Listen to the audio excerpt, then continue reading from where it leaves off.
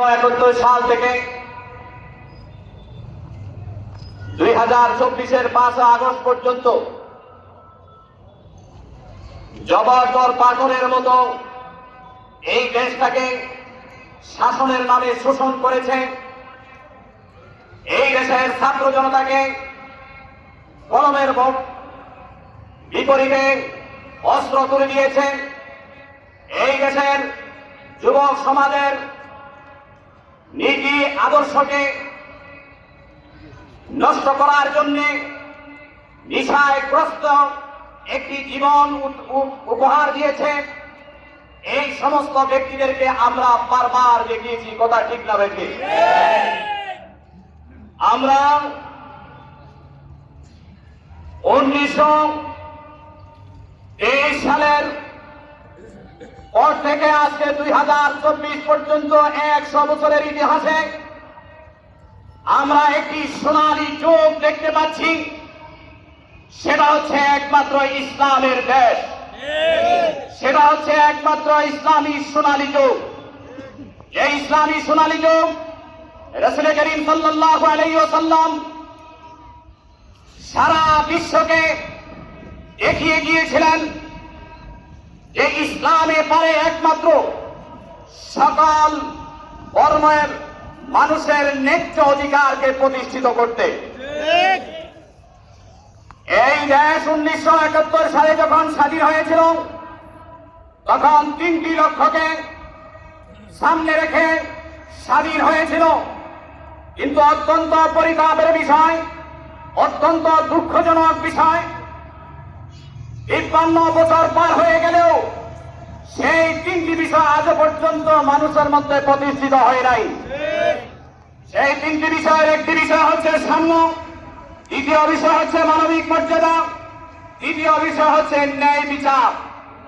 আমি আপনাদেরকে প্রশ্ন করতে চাই, যে জবরদস্ত পাথরের ন্যায় যেই সরকার আমাদের গায়ের উপরে চাপিয়ে বসিয়েছিল, তিনি 5 আগস্ট পদত্যাগ পূর্ব মুহূর্তে এই কথায় বলেছিল যে আমি এই দেশের মানুষের কি অধিকার ক্ষুণ্ণ করেছি, কেন আমি পদত্যাগ করব?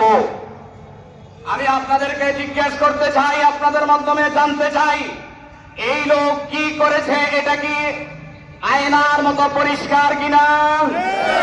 কিন্তু তারপরও তার চশমা এমন চশমা পরে লাগিয়েছে যে চশমা দিয়েছে কি কি অন্যায় করেছে, কি অপরাধ করেছে, এই বাংলাদেশের মান ইজ্জতকে কতটুকু ক্ষুণ্ণ করেছে, ইসলামের অধিকারকে কতটুকু লুণ্ঠিত করেছে, সেই চশমার পাকে দিয়ে দেখতে পায় নাই। কথা ঠিক না বেঠে? সেই সেনাবাহিনীর প্রধানকে এবং পুলিশ বাহিনীর প্রধানকে, র্যাব বাহিনীর প্রধানকে ডেকেছে, আমাকে 40 মিনিটের একটি সময় দেওয়া হোক, আমি এই জাতির জন্য একটা ভাষণ রেকর্ড করে নিয়ে যেতে চাই। কিন্তু যারা সেখানে উপস্থিত হয়েছেন 3 বাহিনীর প্রধানরা, তারা বলছে যে আমরা আপনাকে এই সুযোগ দিতে পারি না। সে তখন পালাইতে বাধ্য হয়েছে।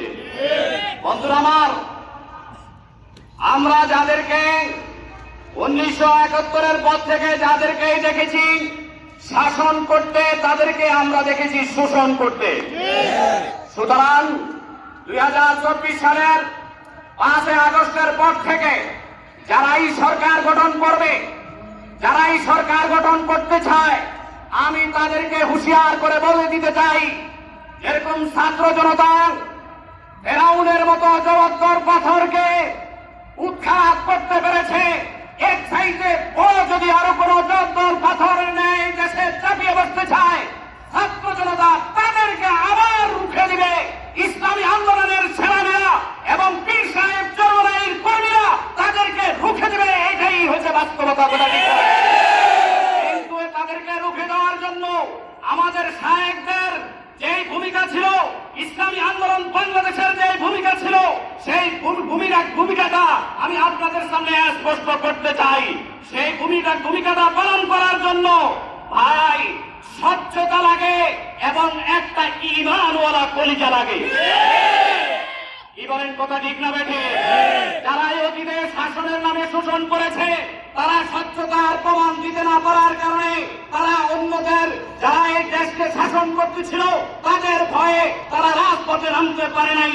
কিন্তু ইসলামী আন্দোলন বাংলাদেশ 1987 সাল থেকে আজ অবধি পর্যন্ত এই দেশের মানুষের মানবতাকে কার্যকরী করার জন্য, এই দেশের মানুষের ন্যায় বিচারকে প্রতিষ্ঠিত করার জন্য, এই রাষ্ট্রের কল্যাণকে প্রতিষ্ঠিত করার জন্য তারা নিয়মতান্ত্রিক ভাবে কাজ করে দেওয়ার কারণে এমন একটা কলিজা তারা কি করেছেন, অন্তরে লালন করেছেন যে লক্ষ লক্ষ জনতা নিয়ে গণভবনে তারা ঢুকে গিয়েছিলেন।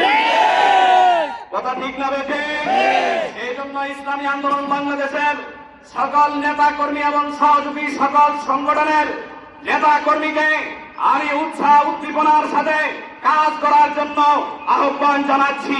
কারণ ইতিপূর্বে আমাদের বিভিন্ন রকমের জড়তা ছিল, জটিলতা ছিল। সমস্ত জড়তা এবং জটিলতাকে পিছনে রেখে আগামী দিনে আমাদের ঘর থেকে শুরু করে ওয়ার্ড পর্যন্ত, ওয়ার্ড থেকে শুরু করে ইউনিয়ন পর্যন্ত, ইউনিয়ন থেকে শুরু করে থানা পর্যন্ত, থানা থেকে শুরু করে জেলা পর্যন্ত, জেলা থেকে শুরু করে কেন্দ্র পর্যন্ত এমন ভাবে আমাদেরকে ঢেলে সাজাতে হবে যাতে করে আগামী দিনের সরকার ইসলামী সরকার হিসেবে আমরা গঠন করতে পারি। সাথে সাথে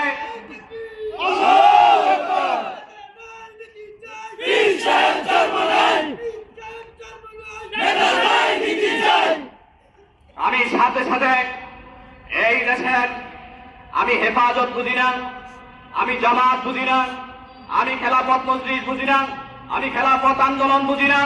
যারা এই দেশকে ইসলামী দেশ হিসাবে গঠন করতে চান, আসুন আমরা কাঁধে কাঁধ মিলিয়ে, হাতে হাত মিলিয়ে আগামী দিনের এই দেশের সরকার, ইসলামের সরকার গঠন করার জন্য যা যা করণীয় তারা আমরা মাঠ থেকে করব ইনশাআল্লাহ।